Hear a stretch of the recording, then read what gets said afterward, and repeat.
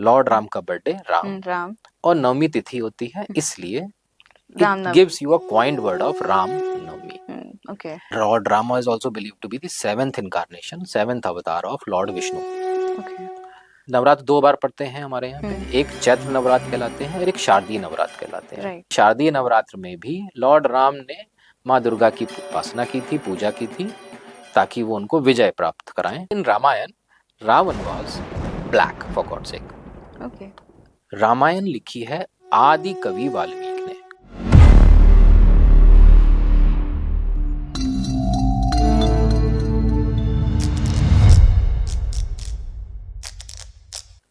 नमस्कार और आपका फिर से एक बार स्वागत है हमारे शो ऐसा क्यों होता है के एक नए एपिसोड में।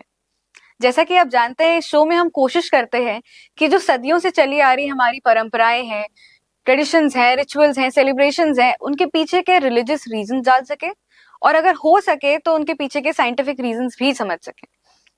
बस ऐसे ही एक सेलिब्रेशन के बारे में हम आज बात करने वाले हैं जो चैत्र महीने में मनाया जाता है। मैं बात कर रही हूँ रामनवमी की, और हमें इसके सिग्निफिकेंस को समझाने के लिए आज हमारे साथ फिर से एक बार मौजूद है author Sharad Bindal ji. Welcome again sir. Thank you Shraddha ji. तो बेसिक क्वेश्चन से शुरू करते हैं कि जो ये रामनवमी है, इसका सिग्निफिकेंस क्या है और उसको हम क्यों मनाते हैं? So Ramnavami celebrates birth of Lord Rama. Lord Rama was born to King Dashrath and Queen Kaushalya. Lord Rama is also believed to be the seventh incarnation, seventh avatar of Lord Vishnu. Okay. Ramayana के हिसाब से अगर आप देखेंगे तो रामायण में ये mention है कि लॉर्ड राम का बर्थ हुआ था नवमी तिथि को, शुक्ल पक्ष में नवमी तिथि को, चैत्र मंथ के, चैत्र मंथ जो कि हिंदू कैलेंडर के हिसाब से पहला महीना होता है हमारा। Now usually Ram Navami falls in the month of March और अप्रैल। हम प्रिसाइजली नहीं बता सकते इसको because there is always a time lag between Gregorian calendar and Hindu calendar. Okay. तो उन हमारे और उनके टाइम मेजरमेंट के जो मेथड्स हैं उन दोनों में बहुत डिफरेंस है। इसकी वजह से हम कभी भी किसी भी हिंदू फेस्टिवल के हिसाब से मनाया जाता है, हिंदू कैलेंडर के हिसाब से। Correct. तो इसीलिए किसी भी हिंदू फेस्टिवल का हम एग्जैक्टली ग्रेगोरियन कैलेंडर के हिसाब से नहीं बता पाते कि कौन से मंथ में फॉल करेगा, बिकॉज वो मार्च और अप्रैल दोनों में ही किसी भी मंथ में फॉल कर सकता है Ram Navami, as far as Ram Navami is concern. Right. यहाँ पे एक दिलचस्प बात भी आपको बता देता हूँ। हालांकि रामनवमी के डेट को लेके कि किस दिन लॉर्ड राम का बर्थ हुआ था, इसको लेके अलग अलग टाइम टू टाइम चीजें आती रहती हैं। बट अगर मैं एक बड़ी मजेदार एक रीसेंट रिसर्च रिपोर्ट के बारे में आपसे डिस्कस करूं, तो there is a institute called institute of scientific research on Vedas, short form I SERVE, Okay. जिसने की एक surprising and shocking report publish करी थी कि इन्होंने खोज निकाला है by doing some permutation combination and understanding the constellation जो कि उस समय रहे होंगे, and they submitted this claim कि लॉर्ड राम का जन्म हुआ था on 10th of January 5114 BCE। Okay. इतना एक्यूरेट, इतना precise. So now please understand कि वेस्ट के टाइम मेजरमेंट के मेथड्स में और वैदिक जो हमारे मेथड्स हैं फॉर टाइम मेजरमेंट, दोनों में जमीन आसमान का फर्क है। नाउ हमारा तो एक एक युग, lord Ram is suppose to be in Treta Yuga, हमारा एक एक युग ही हजारों साल का होता है। त्रेता के बाद द्वापर युग आता है और फिर कल युग आता है। Now 5114 BC is almost 6500 years ago. Now अब जहां पे आप देख रहे होंगे डायरेक्ट कंट्रास्ट है। अगर हम टाइम की कैलकुलेशन करते हैं तो जब भी आपको ऐसी कोई रिपोर्ट देखने को मिलती है तो आई ऑलवेज सजेस्ट कि भाई do not rely on these half cooked theories, because इस रिपोर्ट को किसी भी स्टैब्लिश जर्नल में कहीं कोई स्थान नहीं मिला है। बट ऐसी चीजें आपको नेट पे जब आप सर्च करते हो और आ जाती हैं, आपको देखने को मिल जाती हैं, और ये वायरल भी खूब होती हैं honestly speaking. And as far as this nomenclature is concern, Nishita ji, Ram Navami, now the birthday of lord Ram coincides with the Chaitra Navratra की नवमी तिथि। Okay. चैत्र नवरात्र में जब नवरात्रि होते हैं हमारे यहाँ इशिता जी, उनकी जो दिनों को हम बोलते हैं वो कैसे बोलते हैं? सप्तमी, अष्टमी, नवमी। नाउ चैत्र माह में जो नवरात्र 2 बार पड़ते हैं हमारे यहाँ, एक चैत्र नवरात्र कहलाते हैं और एक शारदीय नवरात्र कहलाते हैं। चैत्र नवरात्र में जो आखिरी तिथि होती है वो नवमी तिथि होती है। अब चूंकि इसी दिन लॉर्ड राम का बर्थडे भी है, तो ये वर्ड क्वाइन होके यहाँ से मिलता है आपको। लॉर्ड राम का बर्थडे, राम, और नवमी तिथि होती है, इसलिए it gives you a coined word of Ram Navami. ये बात ध्यान रखिएगा कि शारदीय नवरात्र में भी ऐसा माना जाता है कि शारदीय नवरात्र में भी लॉर्ड राम ने माँ दुर्गा की उपासना की थी, पूजा की थी, ताकि वो उनको विजय प्राप्त कराएं, ऑब्वियसली रावण के ऊपर। तो इसलिए हम विजयदशमी मनाते हैं उस दिन, क्योंकि उन्होंने रामनवमी इज चैत्री नवरात्रि, यस, और विजयदशमी इज अबाउट शारदीय नवरात्र। ओके, अच्छा, तो अगर हम राम जी की बात कर रहे हैं, अगर भगवान राम की बात हो रही है, तो उनका जिक्र हुआ है रामायण में या रामचरितमानस में। दूसरी एक और एपिक है हमारी महाभारत। तो हमने जो यूजुअली एक अगर नोटिस करें तो इन दोनों एपिक्स पे लोग ज्यादा बात करते हैं, इन पे ज्यादा रिसर्चेस होते हैं। घरों में जो हमारी नानी दादी होती हैं या हमारी माएँ होती हैं, वो इनके कहानियां ज्यादा सुनाती हैं। ऐसा क्यों है कि इनको इतनी ज्यादा इंपॉर्टेंस मिलती है, इनको इतना प्रेसिडेंस दिया गया है ओवर अदर स्क्रिप्चर्स जो हमारे ट्रेडिशन में हैं? वेरी इंटरेस्टिंग, समझिएगा इस बात को। सो हमारे जो स्क्रिप्चर्स हैं, अगर हम उनको 2 भागों में डिवाइड करना चाहें तो मैं उनको इस तरह से डिवाइड करूंगा। For example, all the Vedas and Upanishads are more about wisdom, knowledge, less about stories.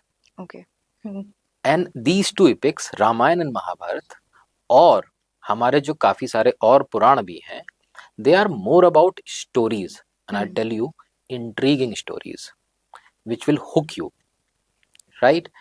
Wisdom is only a part which you derive from the essence of those stories. Right. So while you read Ramayana and Mahabharat, आप morals निकालते हो। अच्छा, इसका मतलब ये हुआ कि सच्चाई की बुराई पे विजय होती है टाइप से, but that is more about story. The whole Ramayana is about the story. The Mahabharata is about इतनी stories कि मैं गिनती भी नहीं कर सकता। सो स्टोरी, देन उसके नीचे की स्टोरी, उसके नीचे की स्टोरी, उसके नीचे story, how many levels of stories, I don't understand. तो इतनी इंट्रीगिंग होती हैं वो, जिस पे बात करने के लिए या पास ऑन करने के लिए भी अच्छा लगता है आपको। स्टोरीज की एक और खास बात होती है Ishita ji, that you can add your own narrative also, right? So आप उसमें अपना भी कुछ मिर्च मसाला लगा सकते हैं, which makes it again more interesting. Basically retellings. Yes, retelling. अगर हम इसको सही मान, retelling is not bad Ishita ji, honestly speaking.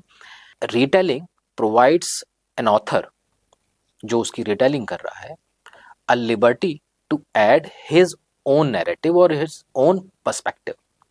जैसे एग्जाम्पल के तौर पे, Ramcharitmanas is a retelling of a महाकाव्य नेम्ड रामायण, जो अपने आप में फेमस था, मगर आज की डेट में इफ यू टॉक से टू 100 पीपल, उन्होंने से 90 लोगों ने रामचरितमानस हो सकता है पढ़ी हो, बिल्कुल, ठीक है, रामायण नहीं पढ़ी होती है। So Ramcharitmanas which was a retelling, वो ज्यादा फेमस हो गई, ओरिजिनल टेक्स्ट जो था रामायण से भी ज्यादा फेमस हुई। तो retelling is the only problem is कि जहां पे कई बार ऐसी चीजें होती हैं जहां पे आप प्लॉट चेंज कर देते हैं, तो लोग रीटेलिंग को ज्यादा याद रखते हैं और ओरिजिनल टेक्स्ट को भूल जाते हैं। तो क्या रामचरितमानस और रामायण में भी ऐसा हुआ है? I'm afraid to say so, yes, but yes. Okay. So Ramcharitmanas has narratives which are different from the original text Ramayana. Okay. Right? जैसे कि कुछ अगर आप हमें एग्जांपल्स बता सकें। Okay. Say for example, Ramcharitmanas में लक्ष्मण रेखा का जिक्र है। There is no mention of that Lakshman rekha concept in Ramayana. Perhaps उस समय की डिमांड रही होगी लक्ष्मण रेखा जैसी चीज डालने की रामचरितमानस में। आई एम अफ्रेड कि ये टॉपिक कंट्रोवर्शियल है, तो इसको ना ही डिस्कस किया जाए कैमरे के सामने। दूसरा, रामेश्वरम में श्री राम ने शिव जी की पूजा की थी, ऐसा कोई मेंशन रामायण में नहीं है। तो here goes the Rameshwaram part of the story. So Ramcharitmanas में ये जिक्र है। लेकिन रामायण में ऐसा कोई भी जिक्र नहीं है। तीसरा एक बहुत फैसिनेटिंग स्टोरी है जो आपने अगर सुनी हो, कि श्री राम ने शिव जी की पूजा करी, तो उन्होंने शिव जी के सबसे बड़े भक्त रावण को बुलाया होता बनने के लिए कि भाई आप हमारा पूजा पाठ कराओ, आपको सबसे ज्यादा नॉलेज है। तो रावण ने कहा कि नहीं, ये तो यज्ञ नहीं हो सकता बिना, क्योंकि आप मैरिड हो तो बिना पत्नी के नहीं हो सकता। तो रावण वॉज जेनरस इनफ कि उन्होंने सीता जी को लेके आए, उन्होंने बिठाया, पूजा कराई और फिर वापस सीता जी को ले गए। So in Ramayana Ravana was antagonist, pure antagonist for God sake. कोई और शेड्स ऑफ ग्रे नहीं थे उसमें, no other shades like pink, blue और ग्रीन, ब्लैक। सो ग्लोरिफिकेशन क्यों हुआ होगा मुझे नहीं आइडिया इस बात को लेके, but in Ramayana Ravana was black for God sake. Okay, so वो एंटेगनिस्ट थे और राम जी प्रोटैगनिस्ट थे, क्रिस्टल क्लियर, नो कंफ्यूजन। के लिए हम लोगों को जो पता है वो ये है कि उनमें वो अच्छे थे, मतलब वो obviously he was very knowledgeable, he was very learned, but साथ में उनमें थोड़ा एक हाँ, तो perhaps over a period of time to make it more interesting वो शेड्स और डाल दिए गए होंगे, बट रामायण के अंदर ही was purely an antagonist. Okay, तो Ravana was a villain and a villain. And for example चौथा बहुत ही फेमस स्टोरी है अंगद का पांव वाली, ऐसा कोई भी जिक्र रामायण में नहीं है। So that was curated because to make it more interesting perhaps. Okay, मतलब ये जितने भी आपने 4 एग्जांपल्स अभी बताए हैं, एंड आई एम श्योर ऐसे और भी ऐसे होंगे, बहुत many more। तो ये सारे बहुत ही, जिनको अगर हम कहें पॉपुलर नैरेटिव जो कहेंगे, हम जब भी रामायण की बात करते हैं या फिर अगर उन पे बने शोज देखें या जो मूवीज वगैरह हैं, तो उनमें भी ये इंसिडेंसेस यूजुअली सब रहते हैं। लक्ष्मण रेखा तो अपने में ही बहुत बड़ी अपने एक नैरेटिव है। इनफैक्ट मैं बताऊं आपको इशिता जी, व्हेन यू रीड रामायण ना, you will have this feeling कि in Ramayan there was King Ram, there was never Lord Ram। okay। उनकी उपलब्धियों को देखते हुए, उनसे जो हमें सीख मिली उस रामायण से, हमने बनाया लॉर्ड राम। लेकिन अगर आप ओरिजिनल टेक्स्ट की बात करेंगे, कहीं पे भी लॉर्ड राम जैसी कोई भी चीज नहीं है, king Ram is there. Okay, इसके अलावा भी एक चीज आप समझिएगा इस पूरे प्रकरण के अंदर, इन वैदिक टाइम्स हम जो भी नॉलेज या विजडम पास ऑन करना चाहते थे उसको हम ओरली बताते थे। Though writing was invented, we have proof, we have evidences, corroborating evidences, लेकिन फिर भी उसके बावजूद भी जो नॉलेज या विजडम या कहानी होती थी उसको हम ओरली पास ऑन करते थे। ठीक है, लोग मेमोराइज करते थे और उसको फर्दर पास ऑन करते थे। जैसे एग्जाम्पल के तौर पे रामायण लिखी है आदि कवि वाल्मीकि ने। इनको आदि कवि इसलिए कहा जाता है क्योंकि ये माना जाता है कि ये पहले ऐसे ऋषि थे जिन्होंने राइम्स में श्लोक लिखने शुरू किए थे। ओके, नाउ इन्होंने पूरी की पूरी रामायण लिखी नहीं, बनाई अपने माइंड में। 24,000 श्लोक, 500 चैप्टर्स, 6 कांड। मैं जब सोचता हूँ ना इशिता जी, तो मैं अपनी जब बुक लिखता हूँ तो उसको लैपटॉप पे लिखता हूँ, so that I can get the reference कि मैं कहाँ तक आ गया हूँ, पीछे मैंने क्या लिख दिया है, आगे का प्लॉट कहाँ जाएगा, ये सब करना पड़ता है। So by looking at it, I can actually derive कि मैंने कहाँ गड़बड़ कर दी है, लाओ चेंज कर दूं चीजों को। उस हिसाब से आप चेंजेस करते हैं। यही करके ही कोई भी ऑथर लिख सकता है। I wonder कि अगर ये सुपर पावर नहीं थी तो और क्या थी, कि एक इंसान ने, एक ऋषि ने अपने माइंड में 24,000 राइम्स लिख डाली, श्लोक लिख डाले बिना लिखे। तो माइंड में ही उन्होंने सारा कुछ कैलकुलेशन किया होगा। फिर वो आगे उन्होंने, ऐसा बाल कांड में लिखा हुआ है कि फिर आगे उन्होंने लवकुश को ये मेमोराइज कराया, वो भी मेमोराइज उनको भी कराया। और आगे लवकुश ने भी कहीं लिखा नहीं, उन्होंने गा गा के इस पूरी रामायण की कथा को सबको सुनाया, बिकॉज ये तो राइम्स थी। Now how interesting it is. इसीलिए मेरे को मानना, मेरा अपना मानना हमेशा से ये रहता है कि जो हमारा प्रोसेस था किसी भी नॉलेज, विजडम, स्टोरी को पास ऑन करने का, वो ये था कि उसमें कम से कम मैनिपुलेशंस हो पाए। तो आपको मेमोराइज कराया गया और आपने उसको आगे सुना दिया। इसे कहते हैं for example the loyalty towards the content. So again वापस coming back to the point, retelling is not bad, बशर्ते कि ये पता हो पढ़ने वाले को कि ये रिटेलिंग है, ओके। ओरिजिनल टेक्स्ट कहीं और है। अच्छा, आपको कैसा लगेगा मैं आपसे कहूं कि मैंने गोदान की रिटेलिंग करी है, ठीक है, अब आप तो जानने में इच्छुक होंगे ना कि मैंने जो रिटेलिंग करी है उसका ओरिजिनल टेक्स्ट क्या है। आपके मन में भी इच्छा होगी कि अच्छा जो इन्होंने बताया है लाओ ओरिजिनल तब वर्क तो पढ़ के देखूं कम से कम मैं। बिल्कुल। प्रॉब्लम वहां पे आती है जहाँ पे ओरिजिनल वर्क किसी को नहीं पता है, नहीं पता होता, हाँ। वो एक दिक्कत वाली तो आप बात उस है। रिटेलिंग को ही सच मान लेते आप हैं। सच मानने लगते हैं। Okay. So on a side note, थोड़ा रामनवमी से अगर हट के एक बात पूछें कि आप भी एक माइथोलॉजिस्ट हैं, आपने काफी एक्सटेंसिव रिसर्च किया है और आपने 2 किताबें भी लिखी है। वो भी कहीं ना कहीं इसमें माइथोलॉजिकल एलिमेंट्स हैं, बिल्कुल। कुछ ऐसे कैरेक्टर्स हैं जिनके बारे में हम काफी सालों से सुनते आ रहे हैं, उनके बारे में भगवान भी हैं, कई कई चिरंजीवी भी हैं, बिल्कुल। बहुत सारे लोग हैं जिनका जिक्र किया है। तो आप कैसे इन रिटेलिंग्स को इस तरह से लिखते हैं कि वो कहीं ना कहीं सच भी होते हैं, but then again it's interesting for the readers to read. इसमें इशिता जी अगर आप देखेंगे मैंने अपनी हर बुक के एंड में ऑनेस्टली अपनी बिब्लियोग्राफी दे रखी है और ये बता रखा है कि ये पर्टिकुलर चीज मेरी द्वारा गठित की हुई है, जिसको मैंने अपनी क्रिएटिव लिबर्टी के तहत बनाया है। ये कहीं पे मैंने पिक नहीं की हुई है, इसका कोई ओरिजिनल सोर्स नहीं है। लेकिन जहां जहां पे मैंने बताया है कि इसका ओरिजिनल सोर्स है कोई, तो वो मैंने ऑनेस्टली बता रखा है अपनी बुक के अंदर। मेरा हमेशा से मानना यही है कि मेरी जानकारी के 2 सोर्स हो सकते हैं, मैंने कहीं पढ़ा और या मैंने खुद बनाया। मेरी ओपिनियन है वो, या कोई वो वैलिडेटेड एविडेंसेस हैं। करेक्ट। तो मैं बता दूं अगर मैंने कहीं से, मैंने इतिहास के लिए कुछ पढ़ा, मैंने हिंसांग की एक डायरी पढ़ी और मैंने बताया इस चाइनीज ट्रैवलर ने ये चीजें लिखी थी, तो मैं बताऊंगा ना कि हिंसांग ने लिखी थी, मैं उसको क्रेडिट दूंगा ना कि मैं अपना बता दूंगा उसको। लेकिन फिर मैंने अगर बताया कुछ कि ये मैंने बताया हुआ है, ये मेरी ओपिनियन है, मुझे लगता है कि रामायण में ऐसा हुआ, मुझे लगता है कि महाभारत इस टाइम पे हुई, तो मैं ऑनेस्टली बताऊंगा कि ये मेरी ओपिनियन है, एक्सपर्ट ओपिनियन नहीं है। I am nobody. मैं सिर्फ अपनी ओपिनियन जाहिर कर रहा हूँ। ओके, और सो अभी थोड़ी देर पहले आपने मेंशन किया था, कमिंग बैक टू रामनवमी, कि जो भगवान राम है वो विष्णु के अवतार हैं, सब जानते हैं ये।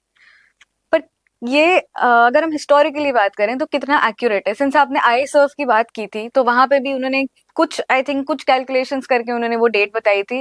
नाउ वी डोंट नो कितना एक्यूरेट है कितना नहीं है, बट एनीवे बताया उन्होंने। सिमिलरली कि विष्णु के अवतार हैं जो भगवान राम हैं, तो ये हिस्टोरिकली कितना एक्यूरेट होगा?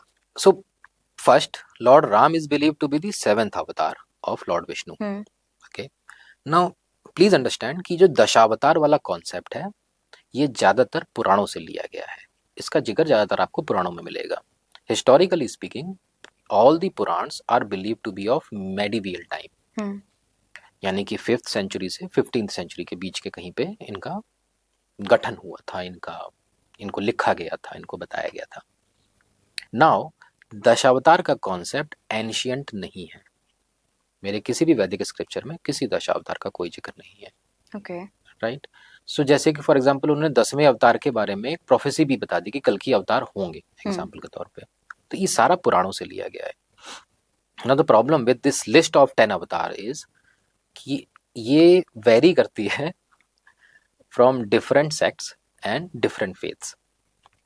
ओके, मतलब जैसे for example, so a particular sect believes Balram to be the 9th avatar, Buddhism नहीं मानता। एक और हमारे जो 10 की लिस्ट है उसमें सबसे ज्यादा पॉपुलर 9th अवतार आपको दिखेंगे Buddha, Gautam Buddha, right. But Buddhist जो होते हैं, जो बुद्धिज्म को मानते हैं, वो ये नहीं मानते, वो कहते हैं नहीं नहीं आपने हमारा भगवान चुरा लिया, लॉर्ड विष्णु को बता दिया उनको अवतार, and many more interesting story about it. But ऐसे ही आपको बहुत सारे और अवतार मिलेंगे। इसमें एक प्रॉब्लम कहाँ पे इशिता जी, लॉर्ड विष्णु के इतने सारे अवतार हुए हैं, वेद व्यास जी भी उनके अवतार थे, ऐसा माना जाता है, लिखा हुआ है कि Ved Vyas ji was a part incarnation of Lord Vishnu. और भी ऐसे, इवन एक राक्षस हुए थे शंखचूड़, जो भी उनके अवतार माने जाते थे। तो इतने सारे अवतार हैं कि हम उनकी संख्या आपको लेके कोई सॉलिड क्लेम नहीं कर सकते हैं। तो ये जो पूरा कॉन्सेप्ट है ये बाद में गठित हुआ है, ऑनेस्टली स्पीकिंग, हिस्टोरिकली स्पीकिंग। लेकिन Lord Ram being the 7th avatar of Lord Vishnu across the list is undisputed. ये हर लिस्ट में आपको दिख जाएंगे कि lord Ram is the 7th अवतार। तो एटलीस्ट लॉर्ड राम के बारे में कोई कंफ्यूजन नहीं है। ओके, तो रामनवमी, अब हमने ये बात कर लिया एक जनरल एक ऑब्जर्वेशन से कि क्या चीजें हैं, क्या सिग्निफिकेंस है, क्या मान्यताएं हैं। अगर हम आपके बारे में बात करें कि आपके लिए रामनवमी के क्या मायने हैं? ओके, सो लॉर्ड राम, वैष्णव संप्रदाय, नवमी यानी कि नवरात्र, शाक्त संप्रदाय, coming together to celebrate a festival. It's way more deeper than you can imagine, Yashita ji, and it is more important and it is more, interesting than what meets the eye. But मेरे लिए ये एक convergence है। Okay, एक unity है। Yes, सो हमारी जो history रही है अलग अलग संप्रदायों को लेके, उसके हिसाब से these two sects coming together and celebrating a festival is, honestly speaking, is a matter of joy. है, ये इससे ज्यादा महत्व रखता है। ये पर्टिकुलर रामनवमी मनाना ये बहुत अलग टाइप का महत्व रखता है। बट आई एम अफ्रेड कि if we speak more on this on a public platform that will be injurious to our wellbeing. Okay, तो हम अपनी सेहत का ध्यान रखते हुए बात करेंगे। चलिए, but once again thank you sir, आपने हमें बताया कि रामनवमी के क्या मायने हैं, हमारे कल्चर में उसका क्या सिग्निफिकेंस है, और राम और नवमी जो नाम है उसके पीछे का क्या सिग्निफिकेंस है, जो कईयों को पता होता है पर कई ऐसे भी हैं जिनको नहीं पता होता। So that's all for today. अगले एपिसोड में हमसे मिलने के लिए हमारे चैनल को लाइक, शेयर और सब्सक्राइब करना ना भूलें, और हमारे पिछले एपिसोड जो हमारे चैनल पे ऑलरेडी अपलोडेड हैं उनको भी जाके देखें। तब तक के लिए थैंक यू।